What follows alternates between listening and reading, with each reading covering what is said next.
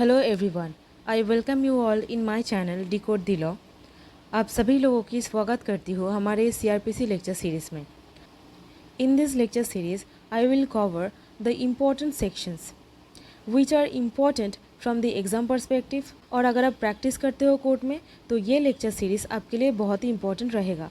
And I will make you understand each and every provision in a detailed manner so that your learning will become easier, and I will tell you all the techniques to remember, because if you know the techniques then you will automatically know how to apply the law. And especially in your judiciary examination you need to write the section in your own language in order to frame the answer. And पिछले video में I have covered till section 164A. In this video I will discuss section 165. मैं आपको जैसे एक story बताते हैं वैसे ही समझाऊंगी ताकि आपको याद रखने में बहुत ही हेल्प हो जाए। Because in order to clear any exam you have to remember a lot of provisions. And in this video I will tell you all the important aspect regarding section 165 and 166. These two provisions is very much important from your judiciary mains exam perspective. आपको short note में पूछा जा सकता है, and in order to write the short note you have to mention each and every subsections so that you score well. So ध्यान से सुनिएगा. So let's start with section 165. Before directly going into the provision, I would like to tell you what is the technique to study. You have to understand before reading any kind of provision that what is the structure of that particular section. मतलब आपको जानना पड़ेगा section का structure कैसा है. So section 165 comprises of total 5 subsections, and it is very much important for you to remember that section 165 में total 5 subsection है. Total 5 subsection मतलब 5 चीज़ आपको याद रखना है, ठीक है. So 5 subsections को अगर आप ब्रेक कर ले then it will become very much easy for you to remember the law. So now let's come to subsection 1. Subsection 1 mainly बोल रहा है कि जहाँ पर कोई officer in charge of a police station और कोई पुलिस ऑफिसर को ऐसा लग रहा है कि for the purpose of investigation एक प्लेस का सर्च कंडक्ट करना बहुत ही ज़रूरी है, मतलब रीजनेबल ग्राउंड बन रहा है, at that point of time police officer उस प्लेस का सर्च कंडक्ट कर सकते हैं, and that place is within the local limits of his jurisdiction. And then the police officer after recording the reasons in writing and police officer has reason to believe, then specify करने के बाद police officer search conduct कर सकते हैं. And subsection 2 states about police officer in person search कर सकते हैं. इन person मतलब वो खुद जाके वो प्लेस सर्च कर सकते हैं. Now let's come to subsection 3. Subsection 3 states about जहाँ पर police officer is enable to conduct the search in person, मतलब पुलिस ऑफिसर खुद जाके सर्च कंडक्ट नहीं कर सकते हैं. At that point of time एक रिटन ऑर्डर दे सकते हैं कि आप ये प्लेस सर्च कीजिए, एंड वो रिटन ऑर्डर में ये लिखा रहना पड़ेगा आप किस चीज़ से रिगार्डिंग सर्च कंडक्ट करवाना चाहते हैं. Then such subordinate officer can conduct the search of that particular place. I hope आप यहाँ पर एक चीज़ नोटिस की हो that एक रिटन ऑर्डर देना पड़ेगा. रिटन ऑर्डर क्यों देना पड़ेगा? आपके मन में एक सवाल आना चाहिए. रिटन ऑर्डर देने का एक रीज़न है. मान लीजिए एक्स एक officer in charge of a police station है, एंड एक्स के नीचे वाई एक सबॉर्डिनेट ऑफिसर है, and X personally search conduct नहीं कर सकते हैं. दैट्स वाई वाई को डायरेक्ट किया जा रहा है एंड एक्स डायरेक्ट कर रहा है कि आप ये सर्च कंडक्ट कीजिए. मतलब एक्स डायरेक्ट कर रहा है वाई को कि आप जाके वो सर्च कंडक्ट कीजिए, एंड यहाँ पर एक्स को एक रिटन ऑर्डर देना पड़ेगा वाई को दैट आप सर्च कंडक्ट कीजिए. ये रिटन ऑर्डर क्यों देना पड़ेगा? सपोज़ एक सिचुएशन ऐसा हो रहा है जहाँ पर कोई सबॉर्डिनेट ऑफिसर को डायरेक्ट किया जा रहा है सर्च कंडक्ट करने के लिए. Eight that point of time यहाँ पर एक रिटन ऑर्डर देना पड़ेगा, बिकॉज अक्सर देखा जाता है प्रैक्टिस फील्ड में करप्ट पुलिस ऑफिसर, मतलब सबॉर्डिनेट पुलिस ऑफिसर के ऊपर किसी भी इन्वेस्टिगेशन का, मतलब अगर कुछ गलती हो गया है, कुछ ब्लेम मतलब डाल देने के लिए वो सबॉर्डिनेट पुलिस ऑफिसर को मतलब एक हथियार बनाते हैं, ठीक है. So at that point of time a subordinate police officer, in order to officer himself absolve from the criminal liability or penal liability, then written order superior police officer की तरफ से सबॉर्डिनेट पुलिस ऑफिसर को जाना चाहिए, ताकि वो बोल सके कि मुझे ऑर्डर दिया गया था इसलिए मैं सर्च कंडक्ट किया है, not in any wrong manner I have conducted the search. ये एक डिफेंस के लिए दिया जाता है, ठीक है। Now let's come to subsection 4। Subsection 4 states about that provision यहाँ पर दिया गया है सर्च वारंट का, and as contain in section 100 वो यहाँ पर अप्लाई होगा। So now let's come to section 100। So section 100 mainly बोल रहा है search of the close places, मतलब जो प्लेस बंद है, ठीक है। मान लीजिए एक प्लेस है, उसका ओनर यूएस में रहता है एंड उस प्लेस का एक केयर टेकर है और the person is there who is in the charge of that particular property. जो केयर टेकर है और in charge of that particular place है, उसके मदद से पुलिस ऑफिसर वो प्लेस में घुस सकते हैं after showing the search warrant, and वो प्लेस सर्च कर सकते हैं। Now let's come to subsection 5।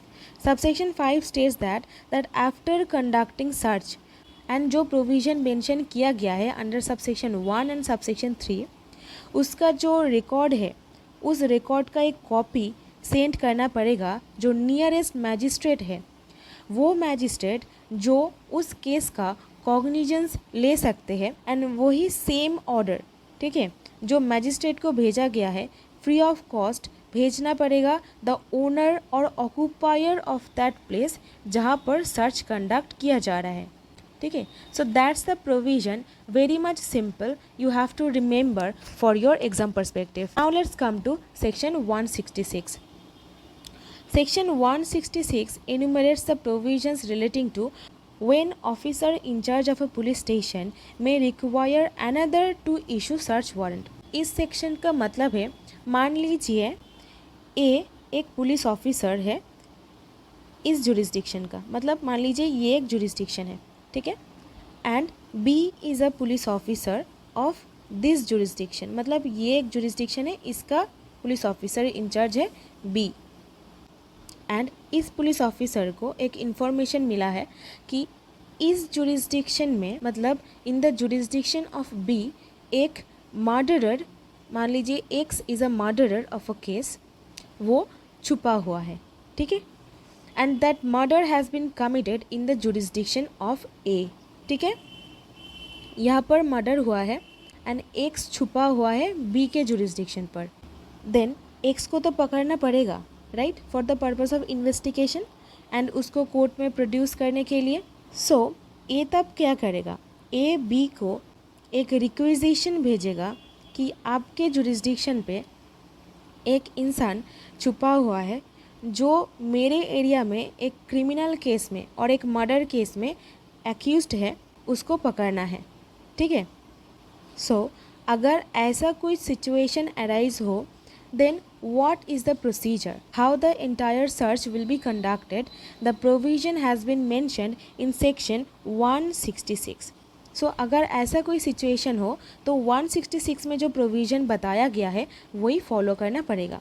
Now let's come to subsection 1। Subsection 1 of section 166 states about जहाँ पर कोई police officer of another jurisdiction, वो सेम डिस्ट्रिक्ट में हो सकते हैं और डिफरेंट डिस्ट्रिक्ट में भी हो सकते हैं, एंड उनका रैंक सब इंस्पेक्टर से नीचे नहीं होना चाहिए, ठीक है। मतलब जो पुलिस ऑफिसर किसी अलग जुरिस्डिक्शन के पुलिस ऑफिसर को रिक्वेस्ट भेज रहे हैं, उनका रैंक सब इंस्पेक्टर से नीचे नहीं होना चाहिए।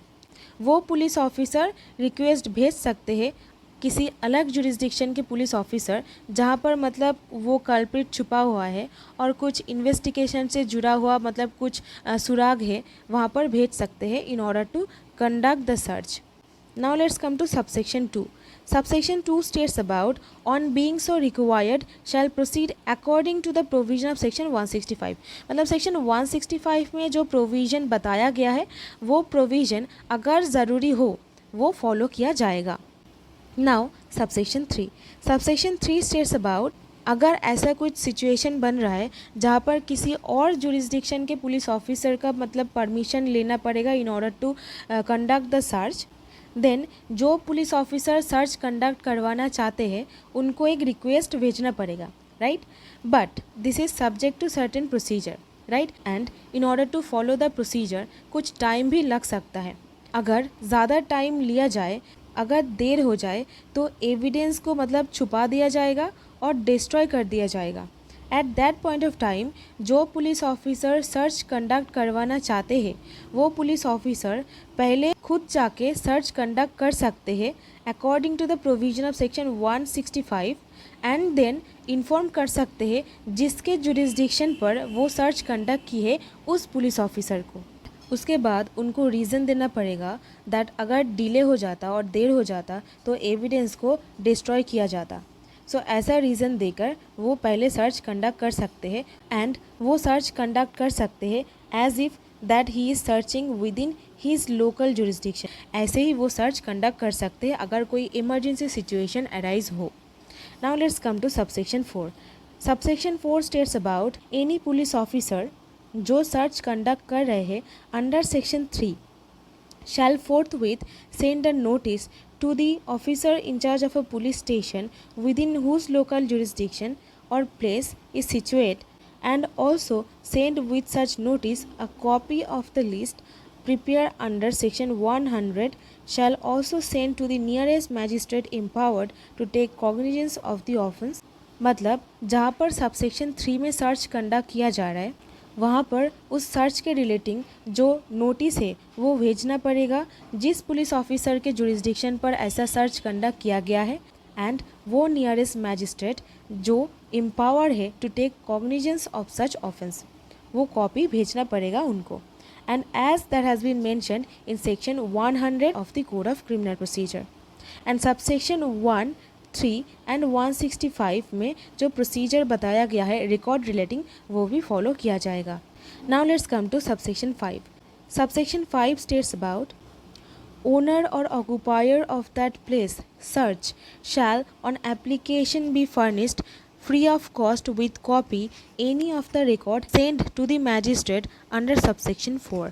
मतलब जहाँ पर मान लीजिए किसी घर में सर्च कंडक्ट किया गया है, ठीक है, उस घर का एक ओनर है वो यहाँ पर नहीं रहते हैं, वो किसी और जगह में रहते हैं। At that point of time application करने पर उनको एक कॉपी दिया जाएगा फ्री ऑफ कॉस्ट, जो मैजिस्ट्रेट को भेजा गया है वही सेम कॉपी उनको भी देना पड़ेगा, बट एप्लीकेशन करना पड़ेगा इसके लिए। So this is the provision. I hope this has become clear to you and I have tried my level best to make you understand. So I will see you on the other side with section 167 of the Code of Criminal Procedure. This is very important section and I will discuss in a great detail. So till then, stay blessed, stay happy, keep learning new things, and please don't hesitate to share your valuable feedbacks. Thank you so much for watching.